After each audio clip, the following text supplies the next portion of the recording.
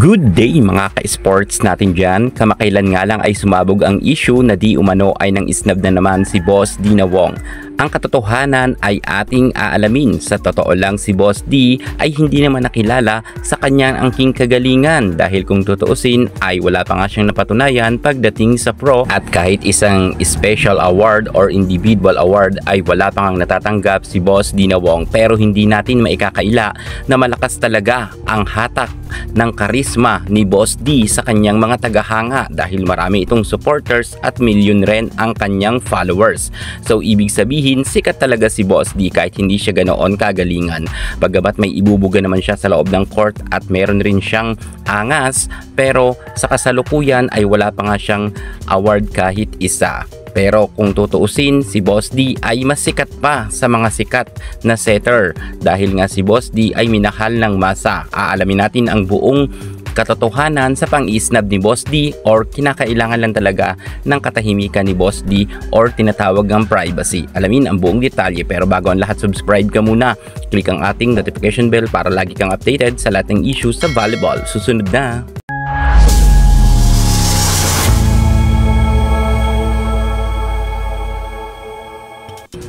Dina Wong, madalas ngang sumabit ang kanyang pangalan sa isnabera issue at hindi lang isang beses, dalawang beses, tatlong beses ay nasabit na ang kanyang pangalan sa pang-iisnab, kundi maraming beses na.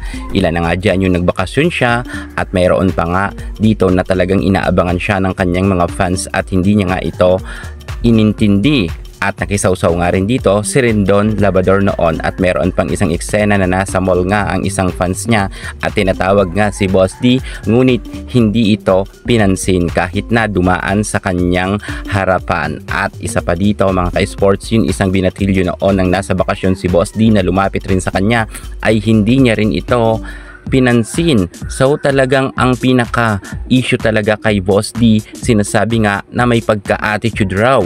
Well, hindi ako tagahanga ni Boss D at hindi ako tagapagtanggol ni Boss D, pero lahat naman ng tao ay meron attitude. At alam nyo ba na kapag nasa arena ka, nanonood ka, ay bawal talagang lumapit sa iyong iniidolo para magpa-picture dahil ito nga ang protocol at ito ang rules para sa arena. Siguro ang nagkamali dito ang fans ni Boss D dahil nga lumapit ito kay Dina Wong habang nanonood nga ng laban ng kanyang jowa, ang Galleries Towers kontra nga sa Akari Chargers, kung saan busy nga si Boss D na nanonood at medyo seryoso. Kung kaya siguro hindi pinagbigyan ni Boss D dahil meron talagang protocol na bawal ngang lapitan sila kapag nasa game dahil madidistract nga ang nasabi nating mga fans. Baka kasi kapag pinagbigyan ni Boss D ang kanyang fans na magpa-picture habang may game ay dumugin nga ito. Well, hati naman dito ang opinyon ng mga netizen. Ano sa tingin nyo? May attitude ba talaga si Boss Dina Wong dahil makailan beses na rin siya sumabit sa isnabera issue? Pero meron naman mga pagkakataon na nakikita natin si Boss D na kasama rin ang kanyang mga fans na nilalapitan siya ay nagpapakuha naman siya ng larawan kasama ang kanyang mga fans. At si Boss D naman ay palangiti rin naman kapag nasa mood. Anong masasabi nyo kay Dina Wong? Dahil dito ay madalas ngang masabit ang kanyang pangalan sa isnabera issue at nadudungisan nga ang pangalan ni Boss D na sinasabi na mayroon attitude at parang diwata version raw na maputi lang.